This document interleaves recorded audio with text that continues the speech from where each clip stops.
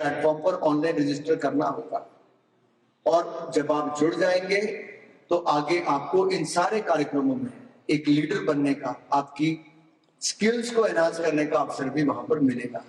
एक बहुत बड़ा मंच मिल रहा है जो आने वाले सैकड़ों वर्षों तक के माई भारत का प्लेटफॉर्म काम करेगा। ये भी आजादी के अमृत महोत्सव के समय हमने किया और मेरा सौभाग्य है कि मोदी जी ने सारे काम युवाओं के मेरे जिम्मे लगाए हैं, तो इसके लिए मेरे प्रदेश को और सहयोग करना। दूसरा, खेलों की जिम्मेदारी मोदी जी ने मेरे जिम्मे लगाई। अब 2-2.5 साल मुझे खेल मंत्री बने हुए, मैं कह सकता हूं अपना रिपोर्ट कार्ड देते हुए कि जब से मोदी जी ने जिम्मेदारी दिया, भारत के मेडल की सूची देख लो।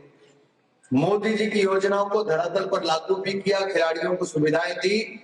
टोक्यो ओलंपिक्स में आज तक के सबसे ज्यादा मेडल जीते, पैरालंपिक्स में आज तक के सबसे ज्यादा मेडल, डेफ ओलंपिक में आज तक के सबसे ज्यादा मेडल। थॉमस कप हम 73 साल में कभी नहीं जीते थे, हमने वो भी नंबर 1 पोजीशन हासिल कर ली।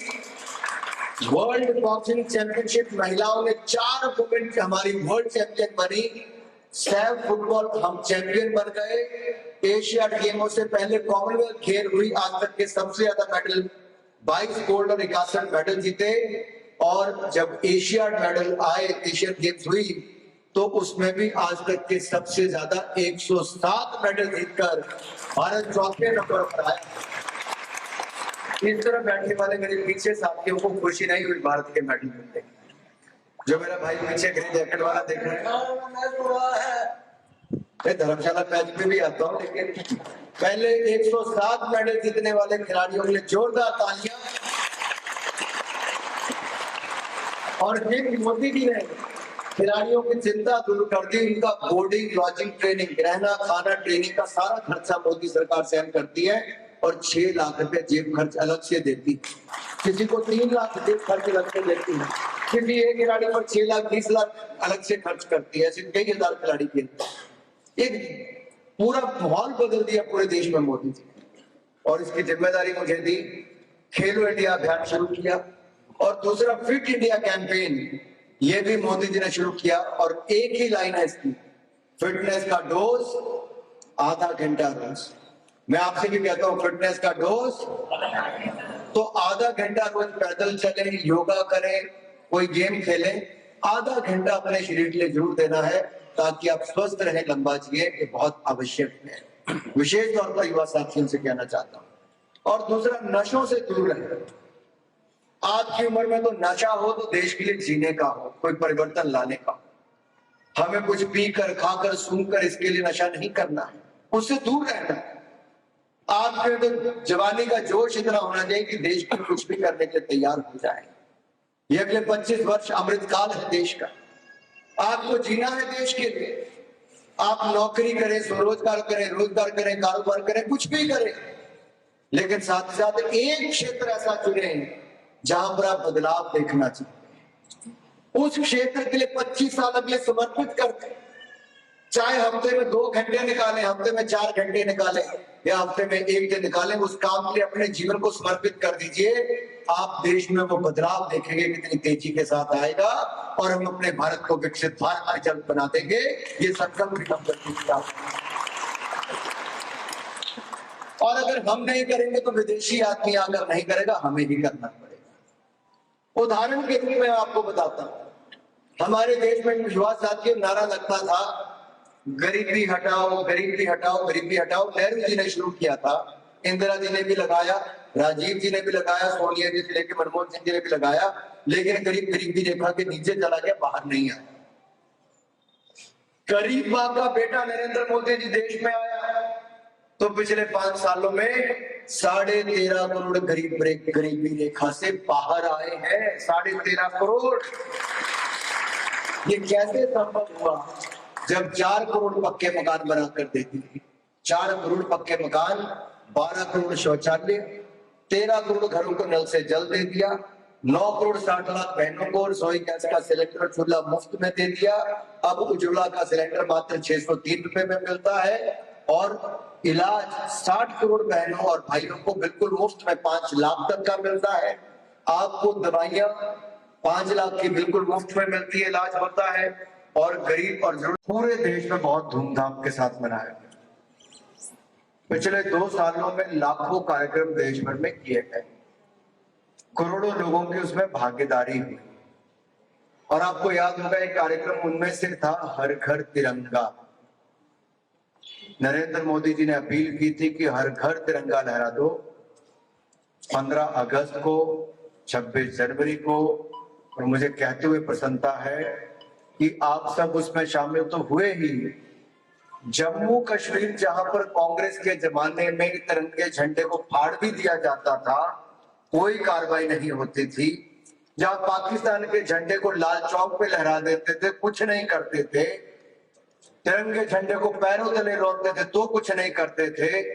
हमारे फौजियों पर पथराव करते थे तो सरकार कुछ नहीं करती थी। आज मोदी जी की सरकार आने के बाद 370-35 धारा को सदा सदा के लिए समाप्त कर दिया है। और जब हर घर तिरंगा का अभियान शुरू किया गया तो मेरे हिमाचल और देश के अन्य हिस्सों में तो तिरंगा हर घर पर लहराया। जम्मू कश्मीर के लाल चौक से लेकर जम्मू कश्मीर की गली गली में भी तिरंगा झंडा लहराया है। ये बदलाव है आज देश। Armed forces special protection act, उसको खत्म करने की बात करते थे। कश्मीर को स्वायत्तता देने की बात करते थे। 2500 सैनिक हमारे घायल हो गए थे पथराव की घटनाओं में। सैकड़ों की हत्या हो गई थी, शहादत हो गई आतंकवादी घुसपैठ के कारण। लेकिन उस समय की सरकार हाथ पे हाथ धरकर बैठे थी। आपको याद होगा मेरे युवा साथियों को जो मेरे बीच में है, मैंने जब कलकत्ता से कश्मीर तक की यात्रा की, डॉक्टर श्यामा प्रसाद मुखर्जी की जन्मस्थली कलकत्ता से उनकी बलिदान स्थली कश्मीर तक 2011 में मेरे साथ देश के करोड़ों युवाओं ने संकल्प लिया कि धारा 370-35 को हटवाएंगे, अपने कश्मीर को बचाएंगे, पथराव की घटनाओं को बंद करेंगे, सैनिकों का सम्मान करेंगे और लाल चौक पर तिरंगा झंडा फहराएंगे। ये संकल्प लेकर हम चले। पूरे देश के युवा जुड़े, लेकिन मुझे 25 जनवरी को गिरफ्तार करके जेल में डाल दिया कि मैं कश्मीर में तिरंगा झंडा ना फहराऊं, अपने देश के अंदर तिरंगा झंडा ना फहराऊं। और उस लाल चौक पे जहां पर हमने तिरंगा झंडा फहराया, वहां पर मेरे कार्यकर्ताओं को पकड़ के कईयों की हड्डियां तोड़ दी, जिनमें से एक आज गुजरात का गृह मंत्री हर्ष संघवी, जिनकी आज उम्र मात्र 32-34 साल है। वो उस समय बहुत युवा थे। ये ऐसा हमने देश में उस समय किया जब कोई सुनता नहीं। आज तो देश में ऐसी सरकार आई है जहां पर तिरंगे का मान सम्मान यही नहीं, युद्ध की भूमि यूक्रेन में भी जब 23,000 से ज्यादा भारत के छात्र छात्राएं फंस गए थे तो ऑपरेशन गंगा मोदी जी ने चलाया। युद्ध की धरती से सुरक्षित 23,000 विद्यार्थियों को निकालकर लाई तो नरेंद्र मोदी जी की सरकार निकालकर। भाई साहब आप लोग क्यों उठ गए? भाई साहब आप लोग क्यों उठे? आप बैठिए अपने अपने स्थान पे। मैंने 20 मिनट बोलना है, अभी आप बैठिए। अब मत चलाइए थी किसी को अपना बीच में।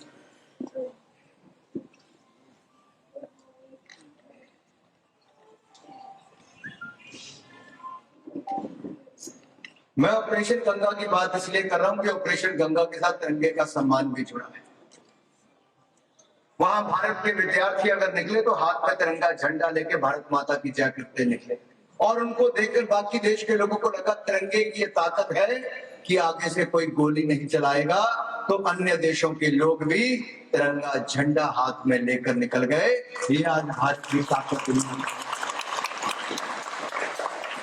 मेरे युवा साथियों, हिमाचल प्रदेश वीर भूमि कहलाती है देवभूमि के साथ, तो हमारे वीर सैनिकों का इसमें बहुत बड़ा योगदान है। देश में कुल कितने परमवीर चक्र विजेता हुए? कितने परमवीर चक्र विजेता हुए? कोई बताए भाई? और उनके नाम पे मोदी जी ने क्या किया? अंडमान निकोबार में आइलैंड के नाम। हमारे यहाँ पर अगर कोई एक शहीद हो जाए तो हमारे बड़ी बात होती है कि उसके नाम पे गेट बन जाए, या स्कूल के किसी कमरे का नाम या स्कूल का नाम रख दें। यहाँ देश में एक ऐसा प्रधानमंत्री आया है, एक ऐसी सरकार है जहां पर एक स्कूल नहीं, पूरे द्वीप का नाम परमवीर चक्र विजेताओं के नाम पर, 21 द्वीपों के नाम 21 परमवीर चक्र विजेताओं के नाम पर रखे तो नरेंद्र मोदी जी। और इन 21 में से हिमाचल के कितने परमवीर चक्र विजेता हैं? 4। जगदीप गढ़वाल जी ने कहा 4। कोई नाम बता सकता है? सोमनाथ सुरेश कुमार पहले परमवीर चक्र विजेता देश के हुए मेजर सोमनाथ शर्मा, फिर अनिल थापा, फिर विक्रम बत्रा और सूबेदार संजय कुमार। कारगिल में 4 परमवीर चक्र पूरे देश को मिले तो उनमें से 2 हिमाचल के वीर सपूतों को कैप्टन विक्रम बत्रा मिले। सबसे ज्यादा शहादत हिमाचल के वीर सैनिकों ने की। और आज सबकी ओर से जहां मैं उनको सच्ची श्रद्धांजलि पेश करता हूं, वहीं पर अपने सभी सैनिकों को भी और मेरे जो शहीद हुए उनके परिवारों के भी सभी को आप सबकी ओर से सैल्यूट करता हूं कि आपके फ्यूचर में, आपके परिवार के आज देश का मान सम्मान बढ़ाया, सुरक्षित है। ये कार्यक्रम क्यों किया जा रहा है? मेरी माटी मेरा देश, वीरों को वंदन और मिट्टी को नमन। जो देश अपने वीरों का सम्मान नहीं करता वो कहीं नहीं रहता। आज इतनी बड़ी हजारों किलोमीटर की हमारी सीमाएं सुरक्षित हैं और 140 करोड़ भारतीय सुख चैन की नींद सोते हैं तो हमारे वीर सैनिकों के कारण सोते हैं। मेरे भाइयों बहनों, वीर सैनिकों के।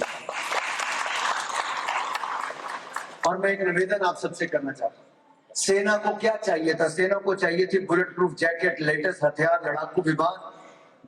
लेकिन क्या सुनीता जी कुछ चल रहा है? पर्ची कटने इस टाइम जरूरी।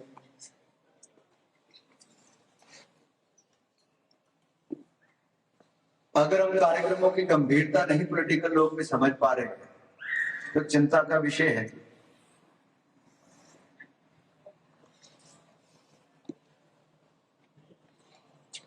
मैं जब मंच पे बैठा तो मुझे जगदीप गढ़वाल जी और रंजीत गुलेरिया जी ने कहा कि ये मंच आज हम पॉलिटिकल लोगों के लिए नहीं, ये हमारे वीर सैनिकों के लिए है। और मेरी पार्टी के सभी नेता मंच छोड़कर नीचे चले गए ताकि सैनिक परिवारों को मंच दिया जा सके। ये भारतीय जनता, ये है भारतीय जनता पार्टी जिसके दिलो दिमाग पर सेना के जवानों के बारे में कितना सम्मान है। और मैं यही आपसे कहना चाहता हूं कि भाइयों और बहनों, अगर हम अपने आसपास अगर हम अमृत कलश यात्राएं लेकर चले हों। हमसे जुड़े रहने के लिए हमारे YouTube चैनल को सब्सक्राइब करें और नई वीडियो की नोटिफिकेशन के लिए बेल आइकॉन को दबाएं। अगर आप ये वीडियो Facebook पर देख रहे हैं तो लाइक जरूर करें और ज्यादा से ज्यादा शेयर करें। इसी तरह के और भी अपडेट्स के लिए फॉलो करें हमारा Instagram पेज himachal.kesri।